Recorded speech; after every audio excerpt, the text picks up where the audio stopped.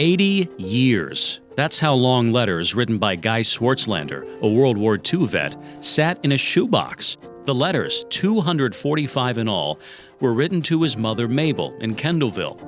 They tell Guy's account of his tour of duty in the Army from September of 42 to November of 45. I must admit, when I was a young man, all I knew about my dad's military service is that he was a supply sergeant and he drove a truck. And to be honest with you, I wasn't interested in anything else. Guy's son, Jim Swartzlander, was gifted this shoebox at Christmas, years after his father's death. My interest really wasn't the content, it was preserving them. Maybe for somebody who would have been interested. As he began to sort through and preserve the letters, he gained a new perspective on the war and his father. I started to read them, and that was the hook. I couldn't get enough. Here you have a woman with a business whose son has just been drafted, and she's facing being alone. Dad is facing World War II.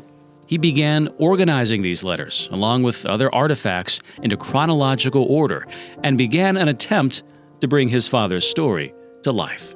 I wanted to know where Dad was every day until he arrived back on American soil December 8th, 1945. It was quite obvious that grandmother's anchor in life was the jewelry store, and Dad's anchor was grandmother. Dad would spend some of the time spinning his letters that he was always okay. Everything was fine. Of course, Dad was always an optimist anyway. From Bremerhaven, Germany, he rode in a boxcar, and at the end he said it was cold. He said, wasn't the best, but could have been worse. I mean, here you are, 19 men in a boxcar trying to get home after the war is over, and he said, could have been worse. So a lot of the letters in communication between Dad and grandmother were just life. In that process, he found not only his father's firsthand experience, but an opportunity to reflect on his own relationship with his dad. I was very focused on my life, as I think most young people are, and I should have spent more time with him. These letters, they fill in a void of my immaturity. They help me see a side of Dad that I wouldn't have understood even if I would have asked him. I wouldn't have that without those letters. So it's been a wonderful experience having the opportunity to create my dad's voice in my mind almost every day.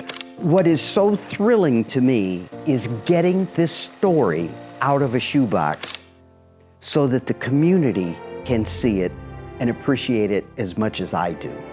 Jim's collection eventually gained some attention from the Indiana State Museum. It was then he knew he had something special. He began connecting with others who had family in the military, intending to get veteran stories out of shoeboxes and on display, celebrating all that veterans do or have done for our country.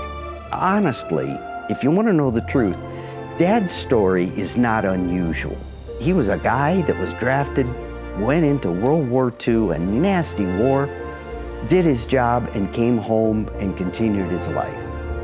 Millions of people did that. So Dad was not unusual. What's unusual is how often that story is told.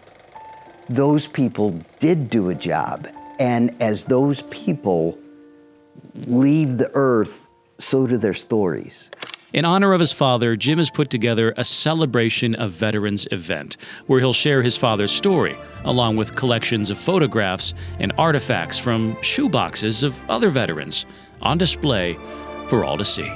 So it's kind of become my passion to not just tell my dad's story, but those other people that will be exhibiting on Sunday and help them get their stories out of shoeboxes. I don't care if it's just a picture of your loved one in uniform with a biography. That's the story.